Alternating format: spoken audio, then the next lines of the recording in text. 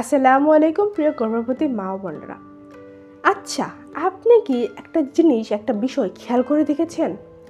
আপনার গর্ভাবস্থার সময় খাবারের যে টেস্টটা আছে, খাবারের স্বাদটা, সেটা হঠাৎ করে বদলে গেছে।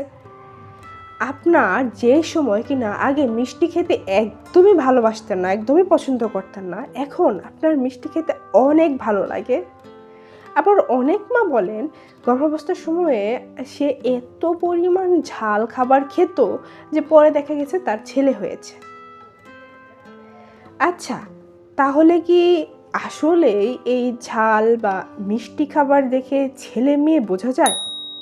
তাই আজকের এই ভিডিওতে আমি আপনাদেরকে জানাবো মানুষের অভিজ্ঞতা কি বলে এবং এর বাস্তব সত্যিটা কি হতে পারে।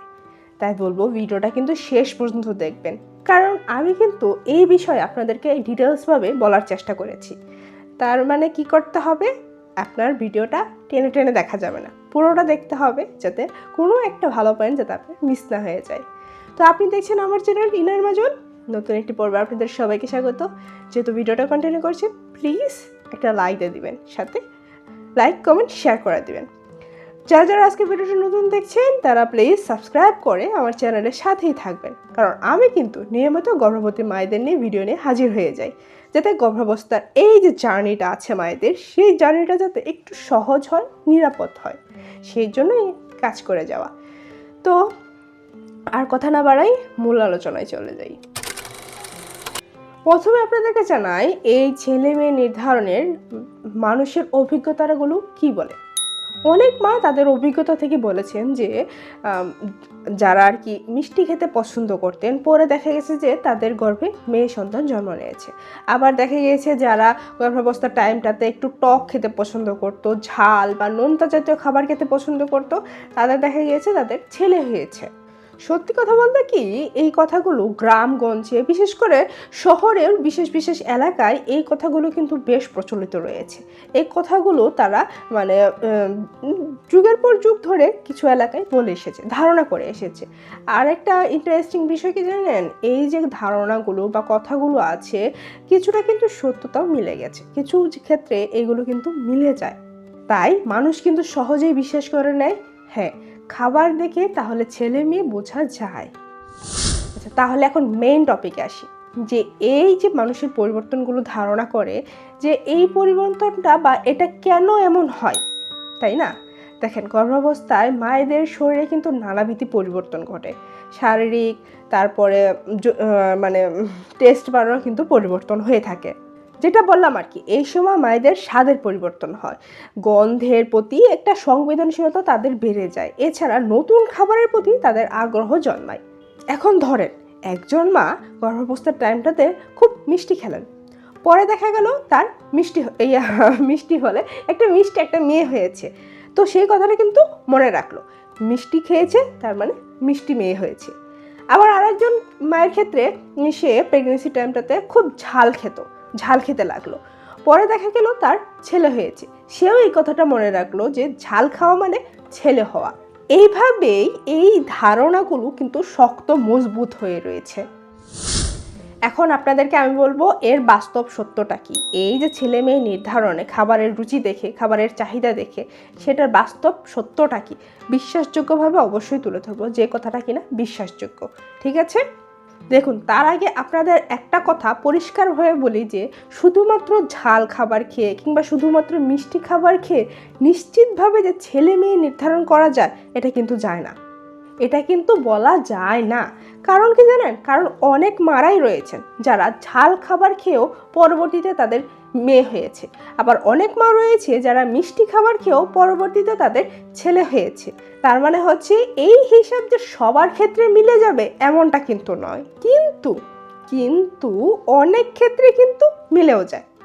তাই এই মিলে যাওয়াটা কিন্তু অনেক মানুষকে এটা প্রভাবিত করে, তারা এটা মনে রাখে। তাহলে এখন আপনাদের মনে একটা প্রশ্ন আসতে পারে, তাহলে কি এই কথাগুলোর একেবারেই কোনো গুরুত্ব নেই? সত্যি কথা বলতে কি জানেন, এটা পুরোপুরি অস্বীকারও করা যায় না। কারণ এই ধারণা কথাগুলো মানুষ বহুদিন বা বহু যুগের বা বহু পুরনো মানুষদের অভিজ্ঞতার আলোকে কিন্তু বলে এসেছে, অভিজ্ঞতার ওপর ভিত্তি করেই কিন্তু তারা বলে এসেছে। তবে এটাকে 100% সঠিক নিয়ম বলে মানা কিন্তু একদম ঠিক না। আপনি এটাকে ধারণা বলতে পারেন বা ইঙ্গিত বলতে পারেন, কিন্তু এটাকে মানা যাবে না। এটাকে ধরে নিতে পারেন, কিন্তু সিদ্ধান্ত নিতে পারবেন না। আপনি যদি 100% নিশ্চিত হতে চান, তাহলে কিন্তু অবশ্যই আপনাকে একজন ভালো অভিজ্ঞ প্রফেসর ডাক্তার দিয়ে আলট্রা করে তারপরেই জানতে হবে। আচ্ছা, আলট্রার কথা উঠলো, আপনাদের একটা কথা বলে রাখি। আপনারা 5 মাসের পরে যখন আলট্রা করতে যাবেন, তখন আলট্রার ম্যাডামদেরকে বলবেন, না বললে কিন্তু তারা বলে দিবে না। অনেক সময় অনেকে বলে দেয়, কিন্তু অনেকেই ম্যাক্সিমাম ডাক্তাররা কিন্তু বলে না। তখন আপনারা জিজ্ঞেস করবেন, যদি বলার হয়ে থাকে তাহলে উনি কিন্তু বলে দিবে। এখন এই ভিডিওর সবচেয়ে গুরুত্বপূর্ণ কথা এখন আপনাদেরকে আমি বলবো, এই কথাটা এখন মাথায় রাখবেন। আপনি গর্ভাবস্থার মা হিসেবে আপনার সবচেয়ে এখন জরুরি হচ্ছে ভালো খাবার খাওয়া। সবচেয়ে জরুরি হচ্ছে আপনি এখন কি খাচ্ছেন, সেটা আপনার জন্য ভালো নাকি আপনার শিশুর জন্য ভালো, সেটা খেয়াল রাখা। দেখেন, প্রেগনেন্সির সময়টাতে আপনি ঝাল মিষ্টি সবই খেতে পারেন। এক একজনের এক এক রকম চাহিদা থাকে। বিশেষ করে যারা টিনেজ বয়সের বিবাহিত মেয়েরা যারা গর্ভবতী হন, তারা কিন্তু একটু টক ঝাল খেতে পছন্দ করে। আবার যারা আছে যে অনেকেই আছে যারা মিষ্টি খেতেও পছন্দ করে।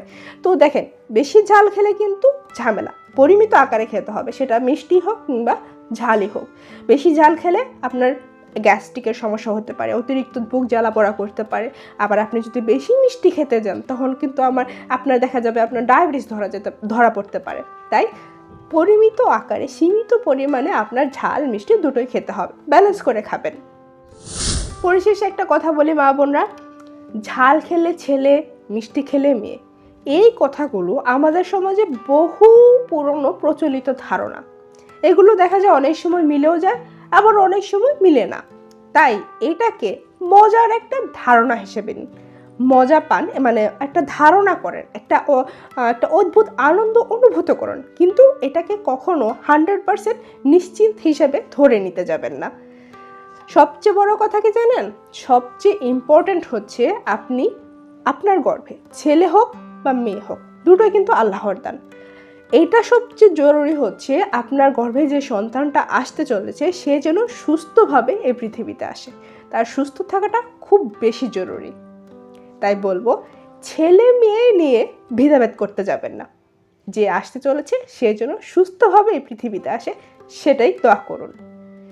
তো আশা করি প্রিয় মায়েরা, আজকের এই ভিডিওটা আপনাদের ভালো লেগেছে। যদি ভালো লেগে থাকে তাহলে প্লিজ একটা লাইক দিয়ে দিবেন। যদি কোনো প্রশ্ন থাকে সেটা কমেন্টে জানাতে পারেন, উত্তর দেওয়ার চেষ্টা করবো ইনশাল্লাহ। তবে অবশ্যই আপনারা চেষ্টা করবেন যে টপিকে ভিডিও করি সেই টপিকের প্রশ্নগুলো করতে। আজকের ভিডিওটি যারা নতুন দেখছেন তারা প্লিজ সাবস্ক্রাইব করে আমার চ্যানেলের সাথেই থাকবেন, কিন্তু পাশের বেল আইকনটি বাজিয়ে দিবেন, যাতে পরবর্তী ভিডিও নোটিফিকেশনটি সবার আগে আপনার কাছে পৌঁছায় আর আপনার যাতে মিস না হয়ে যায়। তো আজ এই পর্যন্তই, ভালো থাকবেন, সুস্থ থাকবেন। দেখা হবে আগামী পর্বে। ততক্ষণ পর্যন্ত আল্লাহ হাফেজ, আসসালামু আলাইকুম।